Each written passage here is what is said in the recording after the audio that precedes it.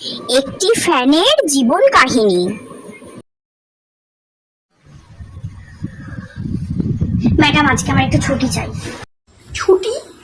কিসের ছুটি? ওসব ছুটি হবে না। কেন ছুটি দেবো কেন? আসলে সারা বছর ধরে তো অনেক কাজ করে যাই আপনার, আর একটু ছুটি চাই না তো। আর এমনিতেও বাইরের ওয়েদারটা ভালো, বৃষ্টি পড়ছে, সেই জন্য বলি। ছুটি তুই চাস না, বেকার বলিস না, ঠিক আছে? তোকে সারা বছর কাজ করে যেতে হবে। ছাড়া বাইরে যে বৃষ্টি পড়ছে সেটা আমি বুঝে নেব, তোকে না বললেও চলবে। ওকে? আমার এমনিতেও বৃষ্টি পড়লে আপনাকে গায়ে চাপা দিয়ে শুতে হয়, সেই জন্যই বলছিলাম ম্যাডাম একটু ছুটি দিন। বাইরে যে বৃষ্টি পড়ছে সেটাও যেমন তোকে বলতে হবে না, ঠিক তেমনই আমি গায়ে চাপা দিয়ে শুই কি না শুই সেটাও তোকে বলতে হবে না, ঠিক আছে? তোর ছুটি এখন হবে না, এটুকুনি আমি বলে দিলাম। ওকে?